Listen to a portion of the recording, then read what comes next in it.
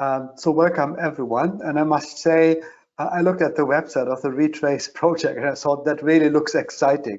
So I'm encouraging all of you to work hard and be part of this fascinating journey towards better circular economy with the nexus, with international partnerships, and the research questions on your way.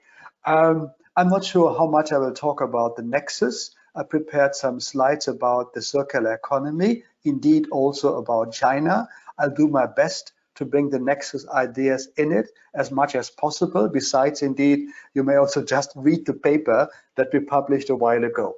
And without further ado, I would like to just start. I start with having trouble. Nope. It just worked. Okay, one more second. There it goes. Of course. So the unusual world, or the new normal that we are in, is characterized by the setting of this seminar, isn't it? In that all of us are not in the same room, but we meet virtually. I hope I have a chance to see at least some faces in the discussion afterwards. However, it's also interesting to notice that with the shutdown, that is unprecedented at such worldwide scale, we also have seen a fall, a decline in the worldwide CO2 emissions. And at the same time, indeed, climate emergency continues. There's the COP26 ahead, the conference of the parties to the United Nations Framework Convention on Climate Change. And the hope is that this year in Glasgow, people will agree on much tighter reduction. So the decarbonization agenda is with us, as well as the need for a green recovery or a build back better agenda. That all together really then comes with a need for system thinking, for critical thinking, and at the same time for transformative action and bold action, because there is a sense of urgency, clearly. All right. The circular economy can, in my understanding, hardly be seen from a micro perspective only. I really very much invite all people to look at the discussion around planetary boundaries. And here's like a bit the first take on the nexus. We have an increasing use of natural resources, and the natural resources can be characterized into the four categories as we know them from industrial ecology or material flow analysis, which is metals, fossil fuels, biomass, and non-metallic minerals. In the work that the OECD recently has published, estimating what is the estimated demand worldwide for those materials, like in the next 40 to 50 years, we see that the expectation is very much upwards, that with economic growth, there will be more demand for essentially all categories of resources. I was invited to be a reviewer for this report. We discussed very hard the key assumptions that go into such macroeconomic assessment on a built-in efficiency rate. Yes, there should be something in it, absolutely. And also what we discussed as a saturation effect, that some of the emerging economies might slow down the growth path as we see it with China. So again, you would think that this does not mean a high percentage growth for all world region. Nevertheless, even with those things built into the model, and we can potentially discuss, or you could do research how, there is still the expectation that there will be a doubling of a demand for natural resources, putting all ecosystems under stress, and certainly not in line with the Paris Agreement and other environmental agreements. So there is a need to look at the larger scale of economic growth and the projected demand, and then hopefully come up with better scenarios that show how we can align those ambitions with the need for a circular economy. Which is then the immediate jump here. I don't think I have to really explain much about circular economy, just thought that with the typical principles that I hope you're all familiar with, designing out waste and pollution, maintaining materials utility and value, and regenerate natural systems, that we still have some questions on what that actually means, isn't it? And it is here where I think the nexus ideas are quite useful, helping us to understand what actually the material flows are we are looking at, how we might look at trade-offs between energy and other resources, like, while for renewable energy, we certainly need non-renewable resources. What are the extraction pathways? Are there trade-offs? Probably yes. How is the land use challenge working for the sake of more renewable energies? Can we even assume that a shift towards renewable resources would really work large scale at a worldwide level? Just looking at the astonishing amount of construction materials that probably cannot be replaced by wood and other bio-based materials. So inherently, by looking at a more circular economy, we are faced with the risks that the resource nexus approach helps us to analyze, looking at the interlinkages between using the different resources, but also and to really look at all the barriers that exist before a good idea about a new product design can be put into the market. And the key to me is also the question about value creation, which is almost a philosophical question, isn't it? And certainly one that should go beyond gross value added monetary terms and really helps us to have a good discussion, a radical discussion about what societal values we are aiming for now after the pandemic. So I'm stopping here. I'm just saying there's an interesting debate around the principles, and I would very much hope all your work can contribute to a better understanding. So that is eventually here a bit quantitative work, and it leads a bit into an understanding of China. I guess most of you are more or less aware of principles of material flows. And the interesting angle is that you can really look at lots of country studies that have been done that now try to understand to what extent we become more circular. And the way it is measured in this methodology is to look at the use of secondary materials as inputs into economic systems. And you might say, well, that's a tentative understanding, but it's something that helps us to understand that we are not circular at all. The most recent data suggest at a worldwide level, we are just 10% circular. And indeed, you can then also study how circular the UK is. You actually don't see much progress in reducing the material footprints in the UK. And there's just minor progress on using more secondary materials, something to study, certainly. And in contrast, you see China, not particularly on this picture, but I have another picture on it, with the improvement in using more secondary materials and an astonishing improvement in resource productivity, so some progress. But we'll come to that later. This is more the point on the methodology here, and that MFA is quite useful in addressing some of those issues. Now with the nexus question with us, you would say, where's land use, where's water? The honest response is, it's not in. There are some methodological challenges. So you would then work with complementary methods like water footprint or land footprint to also have an understanding how that works. But you have in material flow analysis, at least the metals in it, the construction materials, the fossil fuels, and the biotic materials. So some progress. So there are definitely some interesting questions related to MFA. I would say, yes, it's very much aggregated. That's fine. There's lots of data available, but it is spatially neutral. We have difficulties to understand what exactly the environmental degradation occurs. We just don't see it in the input-output tables, but there's an interesting project going on, fine print. Stefan Gilliam is heading it, which gives a better understanding, and again, an invitation for you to engage with this particular research challenge and also indeed with the data that they are collecting there. And it's also then the wider environmental question that really is also a bit fundamental to a circular economy. How environmentally sustainable is it? How can we measure it? And indeed, with MFA, we also have a built-in bias in order to assume that material flows are environmentally intensive.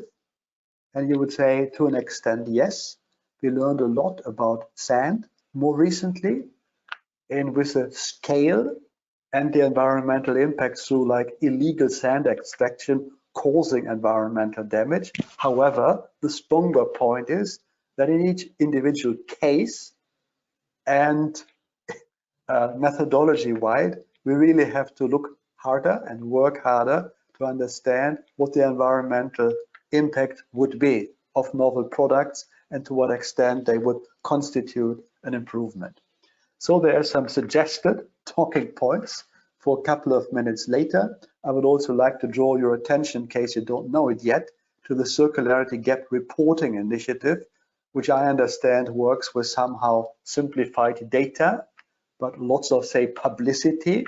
So it might be good enough for public awareness, maybe less good when we look for a robust, reliable methodology. Nevertheless, it's coming, and it's a bit based on part of these footprint methodologies. I would now like to zoom in to some materials, the foundation industries, as we call it, at least in the UK. And there's the steel, evidently one of the most carbon intensive materials, environmentally intensive. However, it can be reused almost infinitely, which makes it kind of a fascinating material for circular economy.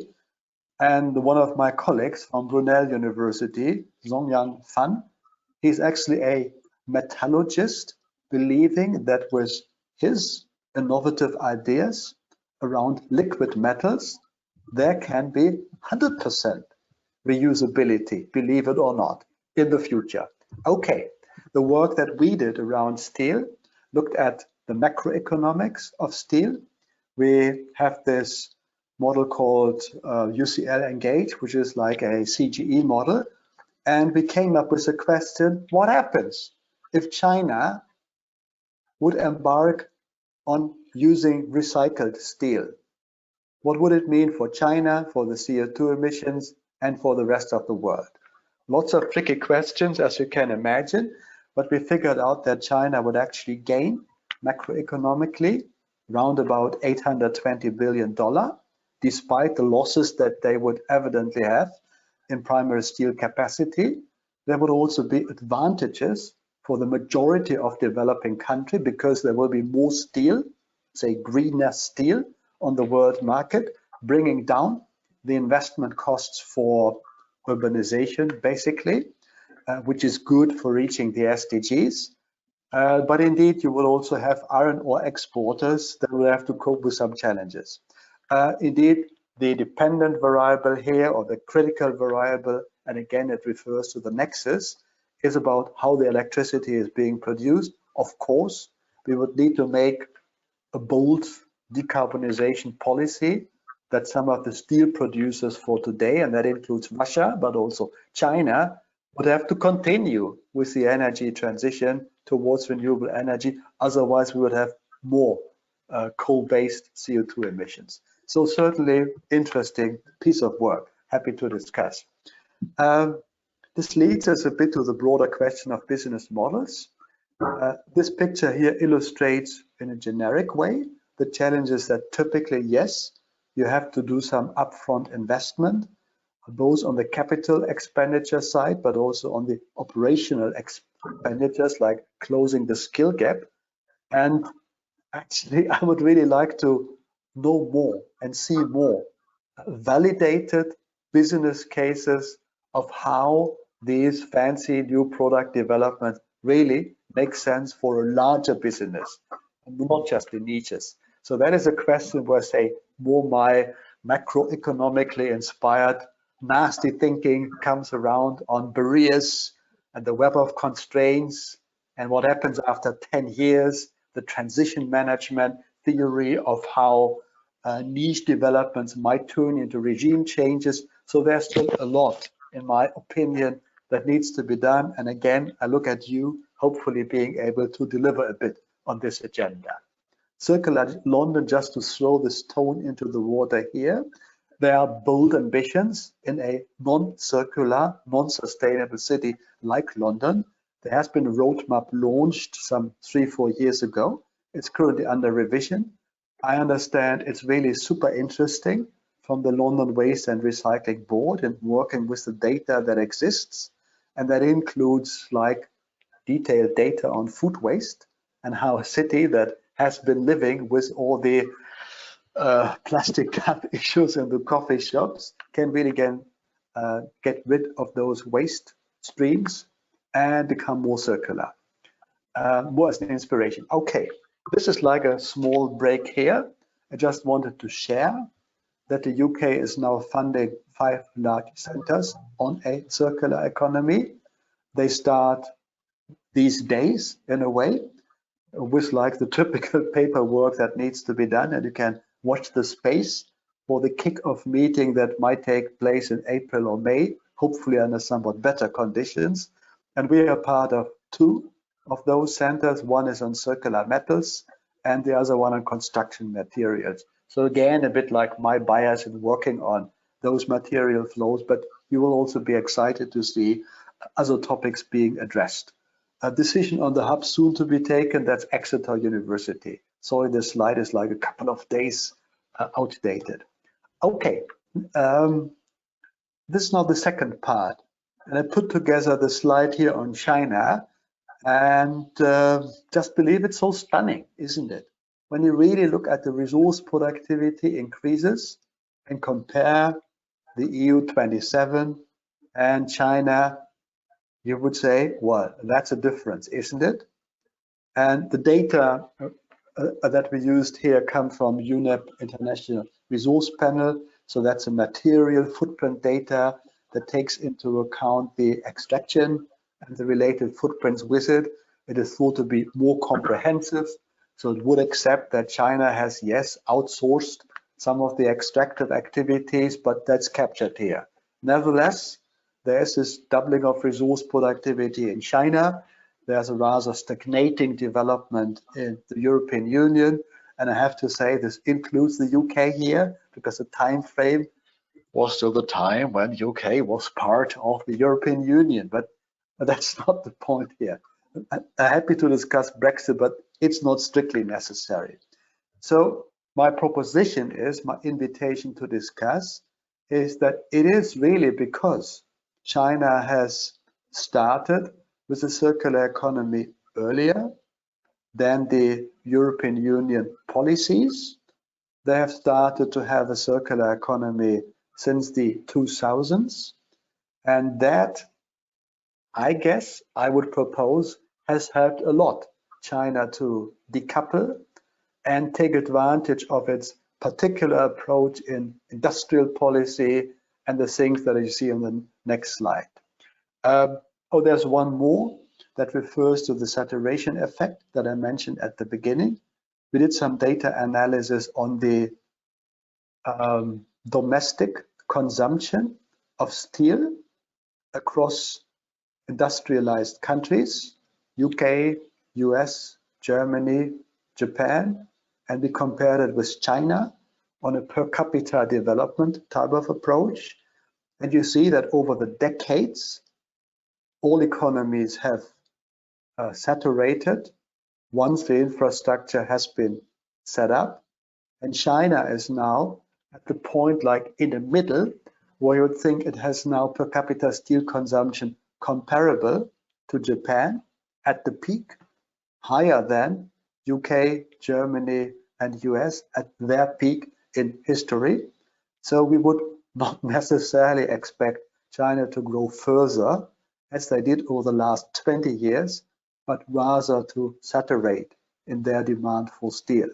And that indeed has implications for China's consumption of not only steel, we also did this analysis for aluminium, for cement, for copper. It would also have implications for other emerging economies, just to show that China really is at a turning point of its development. And it is very interesting to see how they will address those industries in China, which some call zombie industries, because they're increasingly outdated.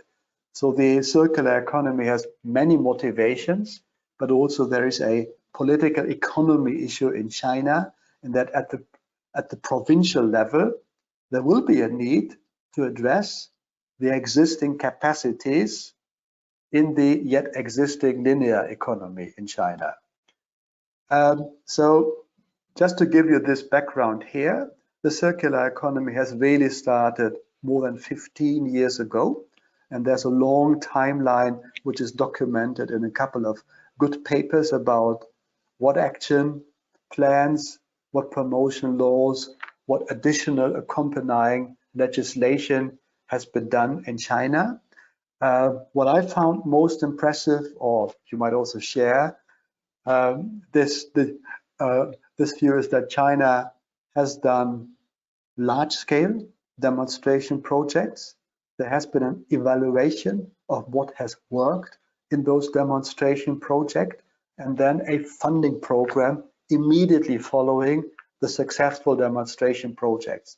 And that is the valley of death that we know from innovation studies, that quite often after successful demonstration, nothing happens except a like-minded venture capitalist comes and supports the next stage of the market development. In China, that is more central, and in that particular case, it has helped to upscale the circular economy projects that they have been doing in the last 10, 15 years. In parallel, there's a vital discussion about eco-industrial parks. There are many of them. And in the meantime, they also have been amending the existing industrial parks in order to transform them into eco-industrial parks. And for the Europeans here in this virtual room, I should also underline that the scale, the importance of those parks in the Chinese economy is much more important compared to the more local and regional parks that we typically have in other market economies in Europe. Some people estimate that almost 1/3 of the GDP in China is generated through those industrial parks. So the importance there is higher, and indeed it makes it also then more useful to study those industrial parks. There's a lot of debate of how you measure circularity and say green progress in industrial parks. I must say it is not easy to really unpick the indicators, because it goes into the details of metrics, and I'm coming to some conclusions a bit later, just to say that yes, there is a range of indicators and regional flexibility, and a couple of assessments that have been done about how successful those eco-industrial parks have been, like from Beja, Huang, and a couple of others. What else? I'll probably stop here. I would now like, well, to come to a conclusion here.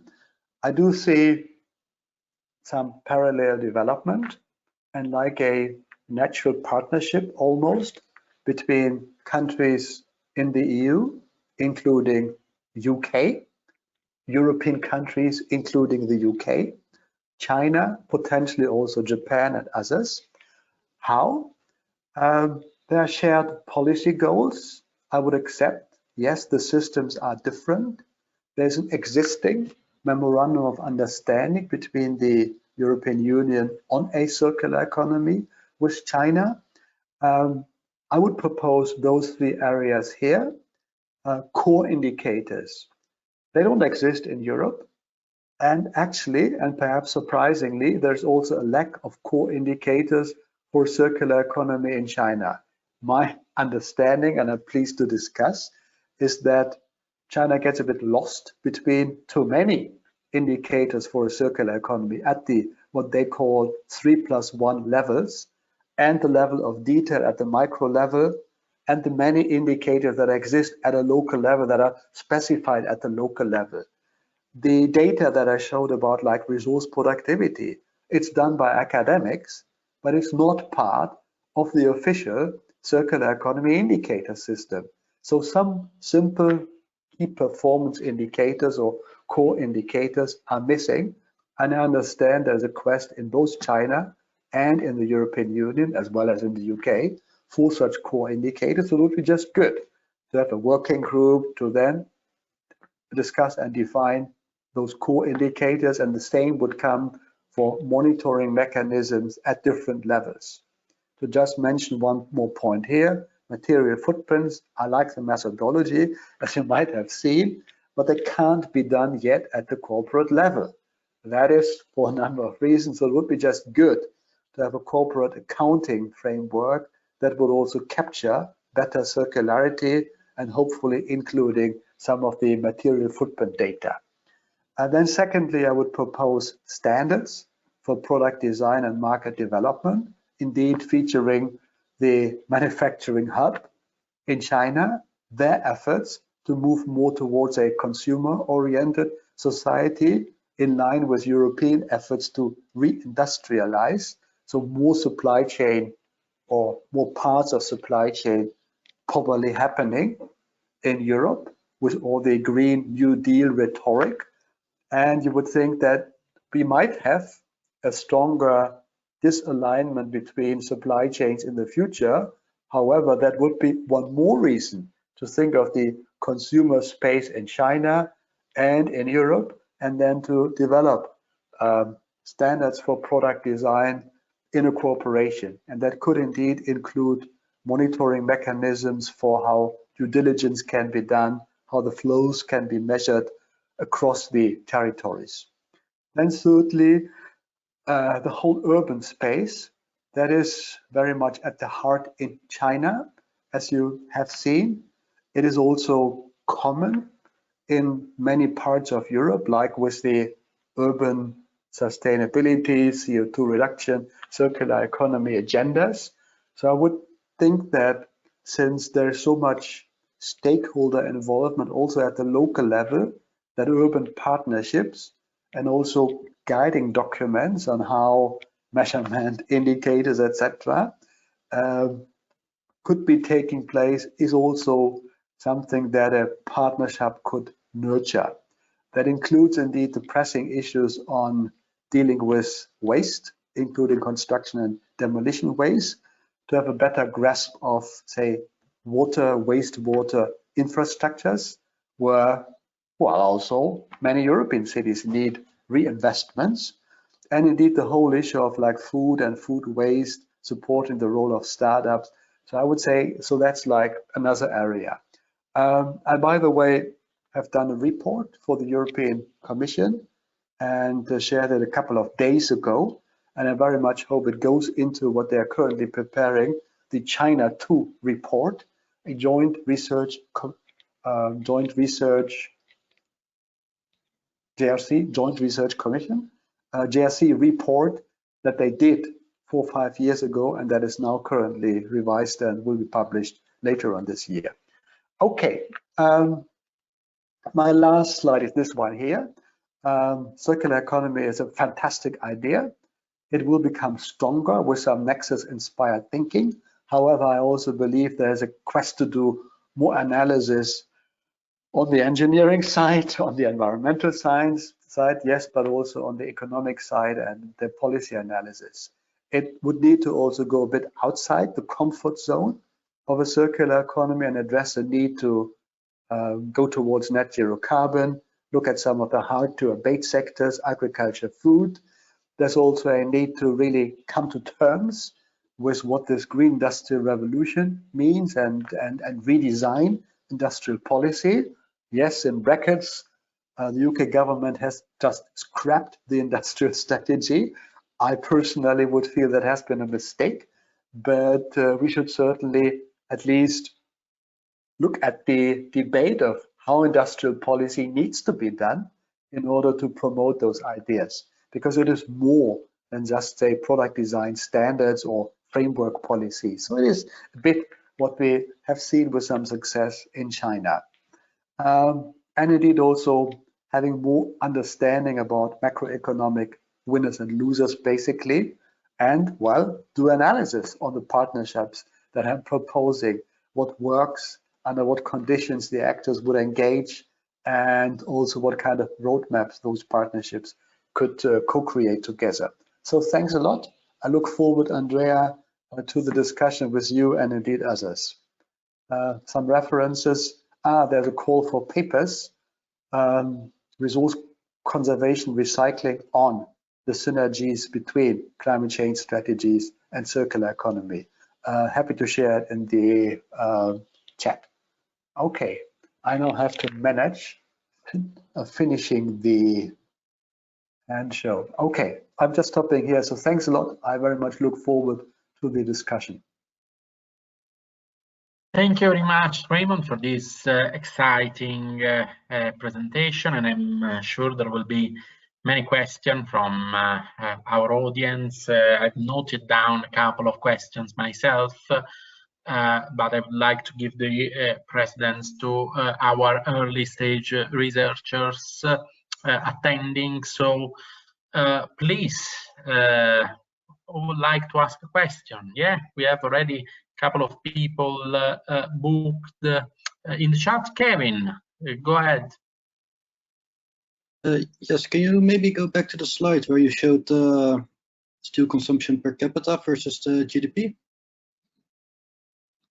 Because I was wondering if it was... this one here?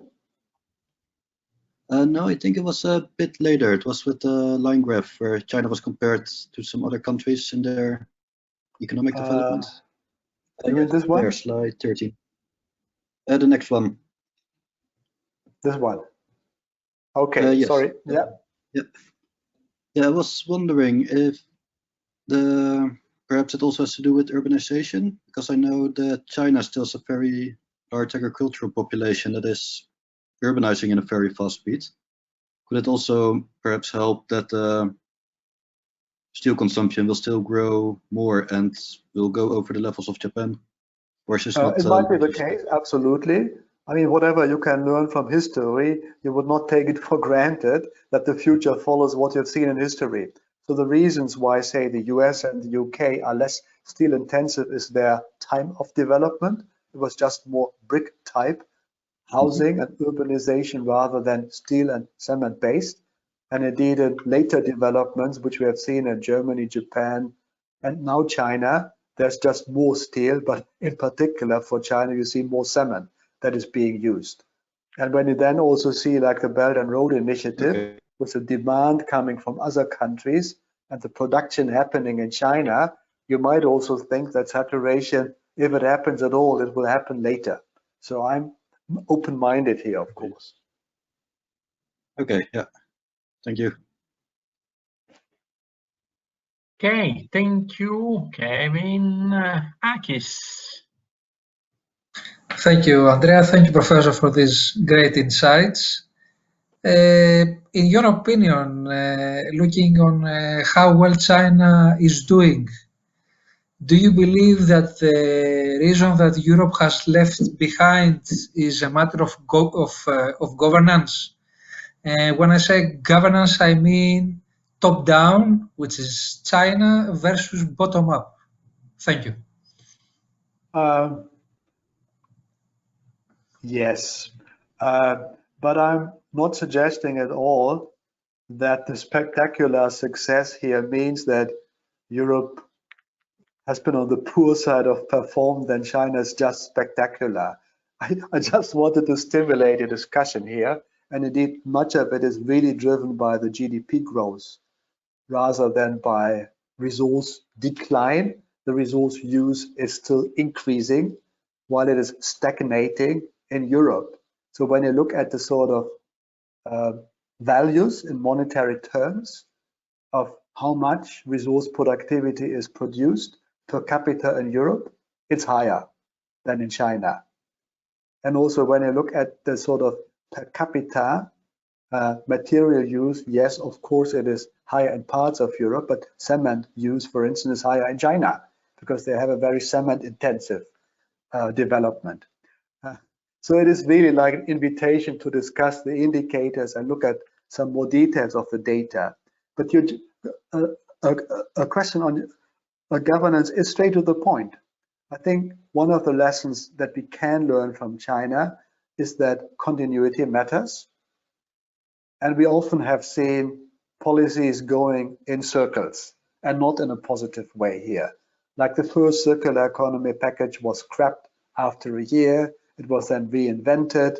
Quite often in Europe, you realize that member states have a change in the government. With the change comes some change in the politics. So environmental policy might be pushed to the corner. And that sort of continuity definitely is bad for investments into green tech in the broader sense. So this continuity to an extent has been much better in China, in that despite some changes they also have had, there was always a support for circular economy policies, and typically also together with decarbonization efforts. So stringency, long-term planning matters. Top down, bottom up, it's probably fair to say that China is much more top down than Europe, in particular when I look at the European Union with the member states and the complicated multi-level governance therein. However, the more I know about China, it is also about the provinces and the leeway that exists there. And as far as I understand the policies, most of them have flexibility for the provinces. And that is an inherent governance challenge in China, in that partly between the East, which is so highly developed, there's a gap, and the, say, less developed regions in central China, Western China, have difficulties to catch up. I just don't see a natural dissemination in China without them changing the innovation system. So the absorption of technologies in the less developed regions in China, that is a governance challenge. And at the level of provinces, you also have the challenge of dealing with, call it, regional incumbents. The companies that have worked so well for the officials at the provincial level that are providing jobs, that are important for social security, we somehow know those topics, and it's also existent in China. So in the more turbulent years ahead, you would also think that at the provincial level, there needs to be much streamlining, and probably also there's an appetite to learn better governance for China with Chinese scholars. Thank you. Thank you. Thank you very much. And we have a question from Amos. Thank you, Professor, for a great presentation. I see from your slide you mentioned about the decline in terms of emissions, but I think this emissions decline was only temporal and not structural in terms of being supported by policies. And according to a recent report on these emissions, I think in 2020, despite the initial fall, the emissions have started to rebound again over the course of the year. And this indicates that the pandemic may not have offered a substitution for policies to move away from, for example, the usage of fossil fuels and even our nonlinear model. So in your opinion, how do we chart a possible path to navigate on these challenges and at the same time to have that collective willingness to rethink on our consumption patterns? Let me just clarify, Amos, you are referring to what I said at the very beginning about the, you can say, temporary decline due to the pandemic, right? Like 6-7% decline. Yes, I agree. The most recent data that I have seen suggests there are some rebound effects in China, indeed, because they have been restarting the economy while we are still in the recession here. And it's by far from certain that it is like a structural decline is probably not.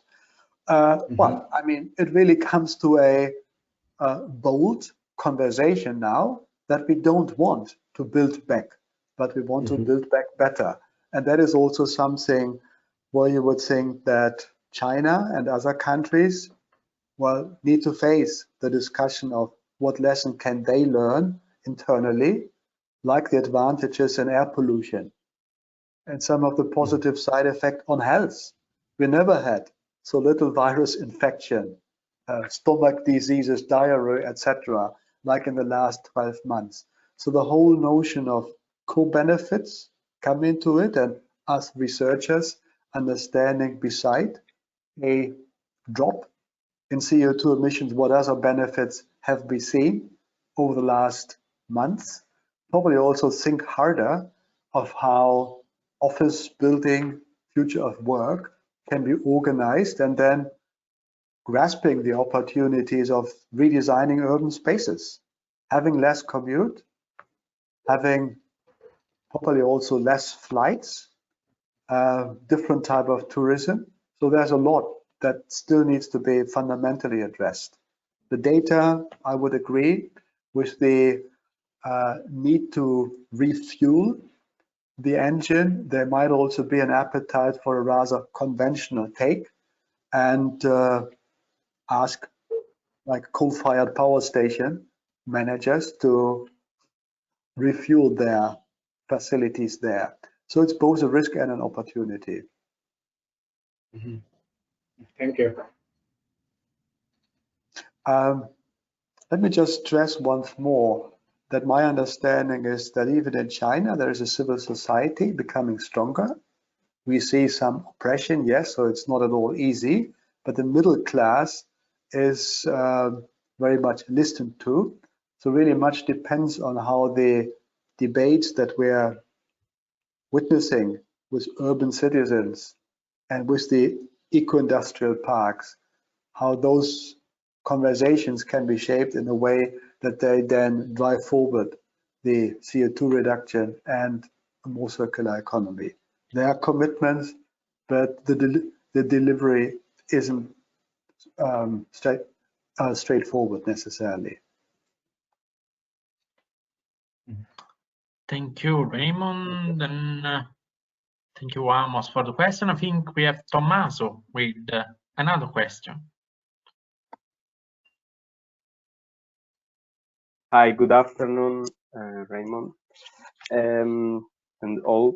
I have a question about circular economy indicator. You have mentioned that this is quite a central point in order to measure the transition toward more circular and environmentally fair production systems. So, and you also mentioned that we need indicators on different levels. So my question is about the indicators that have been proposed by think tanks to this moment, like that refers essentially at the firm level, so how much a firm is able to recover material or develop product in a certain way. Do you think that it's useful to adopt this level of analysis, or you think that it would be more important to evaluate how networks of companies inside the same supply chain are able to put in practice circular production and consumption systems, and if that is possible? Well, I mean, I would probably invite to do both. It's a bit like what we've seen in the carbon space with the scope 1, 2, and 3 emissions, that when you start to measure, you naturally start at a firm level. And indeed, you are typically aware of the need for inputs and the outputs that go down, like the supply chain. So you would think that what we've seen with scope 2 emissions is a natural next step also for circularity, because what ultimately matters is indeed that we have scales that are more closed at the international or global level with agricultural goods, with the materials like steel that are traded. But it's also a mismatch that we currently see, that much of the input-output table-based research goes down to the product group level, but not to the firm level. So you probably really need to build bottom-up data for firms and then struggle with the comparability issue. That, I mean, when you look at the Circulytics tool that Ellen MacArthur Foundation is developing, they've just released the second version. I would say it's still simple. And I may really just say so in comparison with all the data that you have in the input-output tables, but it's a start. And they have developed it together with people from companies who say, this is actually what we can measure right now. So as much as we would like to have more data from suppliers, for instance, we have to live with what exists when you are like a packaging company. Yeah. So there is a mismatch that you probably can only address if you do both and have also comparative analysis about limitations of case studies, but also then say a sample of firm-based studies in different sectors in different countries. Probably what a project like yours might be able to develop. Okay, thank you.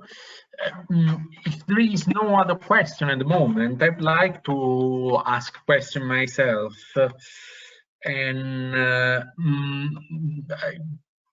You mentioned, Raymond, eco-industrial parks in China. In fact, that there are, of course, new eco-industrial parks which are built regularly, but also part of transition to a circular economy in China is based on the retrofitting of traditional industrial parks, converting them into eco-industrial ones. I mean, could this be a successful strategy also in some parts of the European Union, for instance? You know, I'm thinking about Italy, for instance, where there is this great tradition of industrial districts, where some sort of, you know, logic could be utilized to transform these districts into eco-industrial parks. And why, according to you, these sort of initiatives are not being implemented at a wider level in the EU? I'm actually not sure whether they are implemented or not. You see the enthusiasm in the EU more recently about what they call the new Bauhaus. A new Bauhaus, I understand, refers to urban structures, but it also speaks to Eastern European member states with old industrial strategies and the old industrial strategies in other parts of Europe. So my understanding is that one of the lessons learned from the framework program 7 and from the last Horizon 2020 is that besides having exciting new demonstration projects and working toward their market development, there's also a stronger need to restructure, in particular, elder regions. There's also this initiative to deal with coal regions, the whole discussion about what they label just transition, which I find sometimes a bit ridiculous because the coal mining regions could have been participated in climate change debates in the last 30 years. So it's not new at all, yet the argument is put forward for the sake of employment safety, basically. So there is an inherent slowness in some industrial parks and industrial structure, partly related to how fast you can retrain skills and then organize new jobs where the people might easily then migrate to, ideally in a vicinity, because actually many people just are as mobile as one would think. And indeed, there's also the stickiness when it comes to capital investments. Once you have done some investments, the assets are fixed. You have invested, for instance, into what you believe was a brand new steel company, and then 10 years later, it is still relatively efficient, and you just don't scrap it totally. So there's a sort of asset-specific investment challenge. And that together is something that China hasn't resolved. They're also starting to address it. But I think that in terms of, say, comparative approaches, there's a lot that can be done on both sides.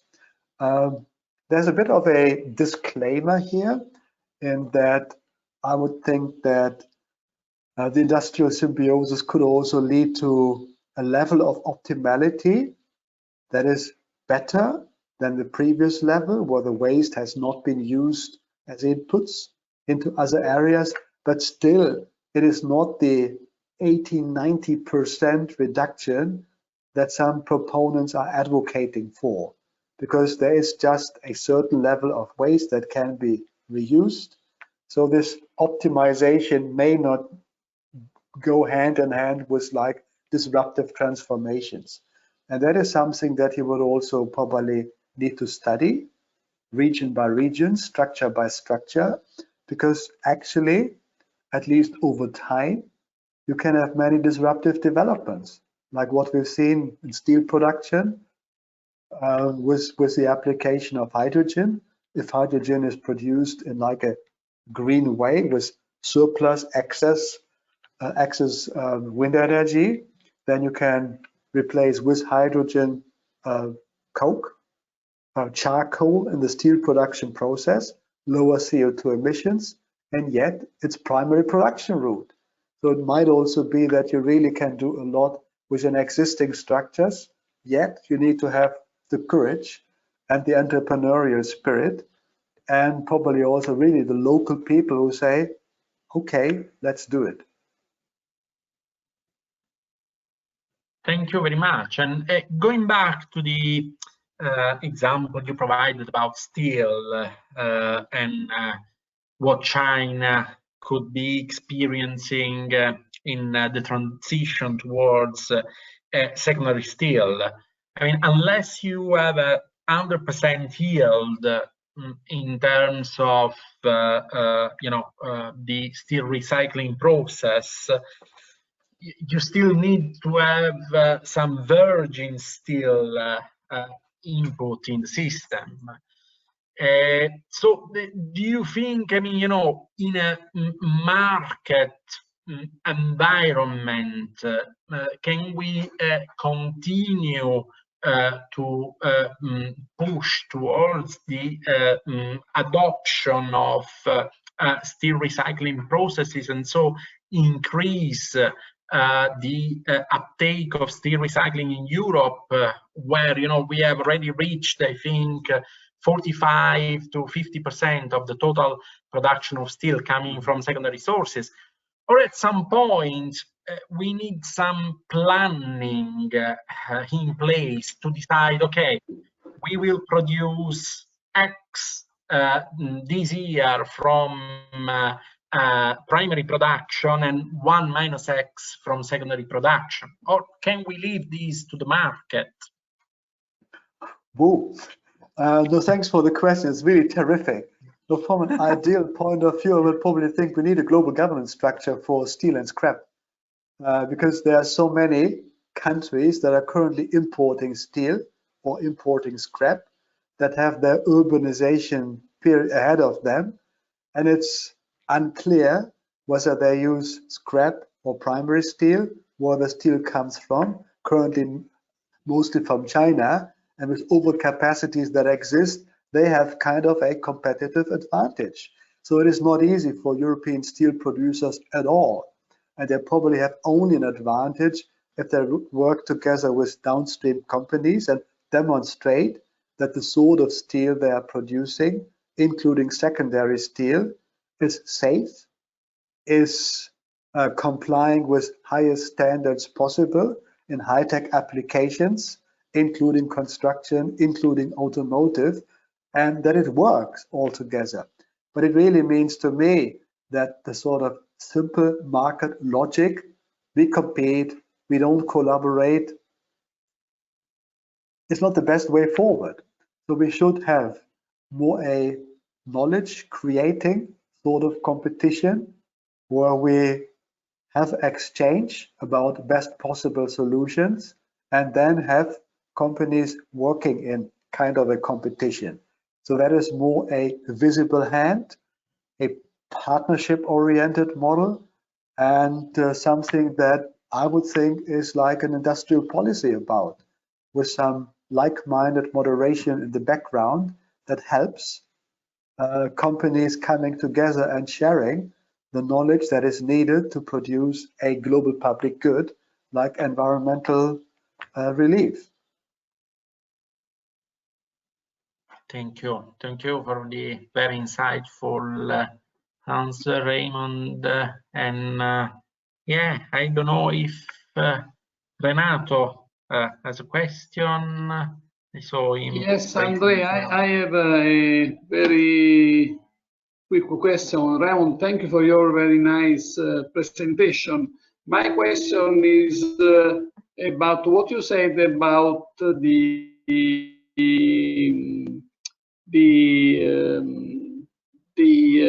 disruptive transformation,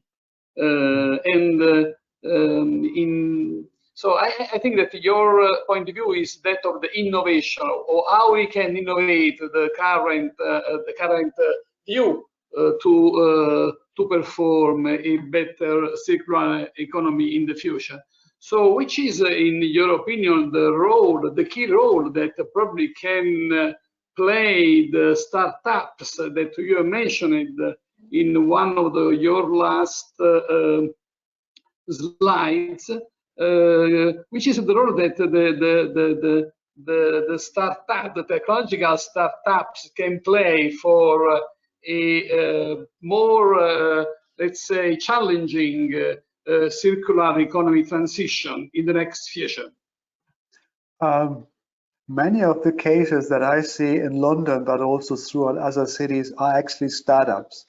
They quite often have those super exciting, innovative ideas about producing novel food. What is it that I've seen recently? Well, wine bottles that actually fit into letter boxes, quite simple yet compelling ideas that then create a new market. And I would therefore think that we need the creativity of startups.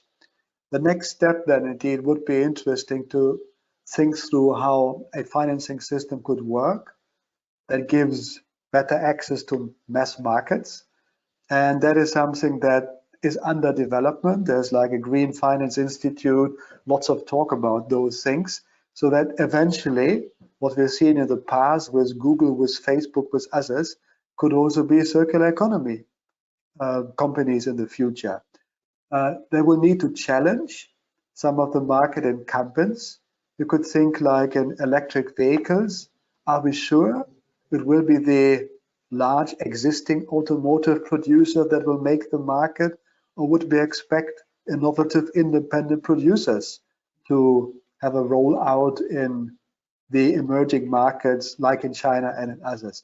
This is open in my understanding, and we might see some disruptive surprises that we are not expecting today. Anyway, in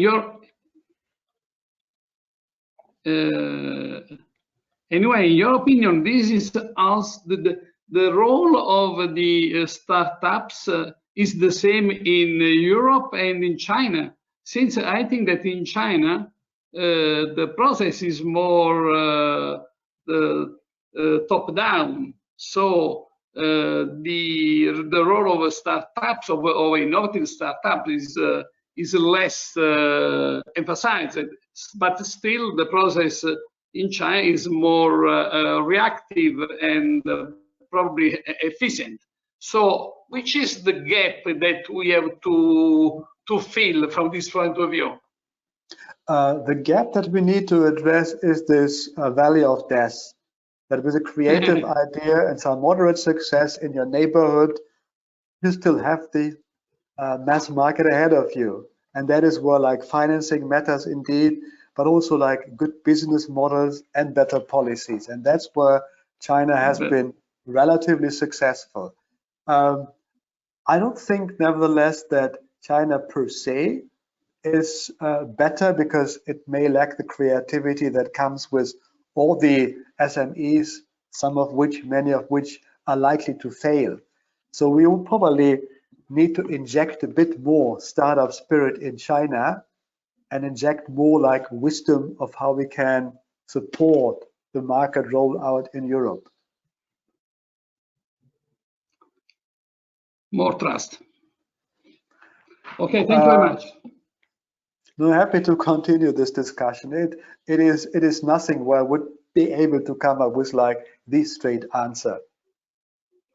Thank you very much. Thank you. Okay, and a very final question, Raymond, from my side. If there are no more questions, and of course after this, I'll promise that we'll leave you free to go. So about value, I mean, in one of your initial slides, you mentioned something about, you know, value and the need to understand what value is in a circular economy. Do you think the current theories of value, I mean, you know, at least the dominant ones, the neoclassical theory of value, which we can translate into, you know, willingness to pay, defining the value of goods, do you think they're adequate for the transition towards a circular economy, or do we need to engage a little bit more with a philosophical debate, as you were saying, about how we value things in a circular economy, or at least in the transition towards a circular economy? There was this classical notion in the history of economic thoughts about objective values, and the neoclassical economics rejected it, pushed back with the utility, with the marginal utility revolution a while ago.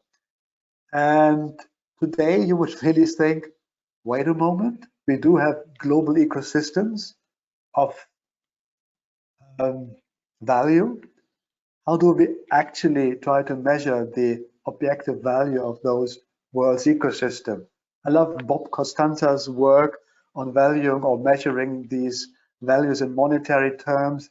Yet is somehow dissatisfactory, because really, how can you put a monetary value on the Amazon or have a clear understanding about the damage cost that would come through indirect non-market damages through climate change? Come on. I mean, this is one of the lessons that can be learned from Lord Stern and all the reviews, that you would need to also have or acknowledge physical values in which you can measure environmental deterioration. But then alongside, you would also think physical values about environmental quality matter. And if you had physical values, you would also think through social values of happiness, social values of satisfaction of customers with systems of provision. That all is under development. You have great research doing sophisticated indicator analysis like quality of life index, OECD, happiness indicator, all the debate about beyond GDP. So there's a lot ongoing. And I would think up to now, circular economy has not been well aligned with those broader value conversations. But when you really look forward to the next, say, 10 years and beyond, and also take seriously what you need to do anyway, looking into the co-benefits of a circular economy for greenhouse gas emission reduction, social value creation, there's just no excuse, no way out to really re-engage with the classical debate about objective values. Thank you. Thank you. Very enlightening answer. And yeah, also looking forward to contributions and debates in these fields. Okay, so unless somebody has a very final question, mainly ESRs, we can call it a day. So thank you very much to Professor Raymond for spending this hour and 15 minutes with us. I think it has been a great discussion, very insightful. Yeah, I propose we have a virtual round of applause for Professor Raymond. It was really also very nice of you to host me. I appreciate the discussion. I see greetings from Kassel, returning greetings to Kassel, and indeed to all other places wherever you are located. So thanks a lot, and really all the best for your journey and your work that is still ahead of you. So I wish you all the success here and social Thank you very much, Raymond, and stay safe. Bye. Okay, bye everyone. Thank you. And take care. Bye.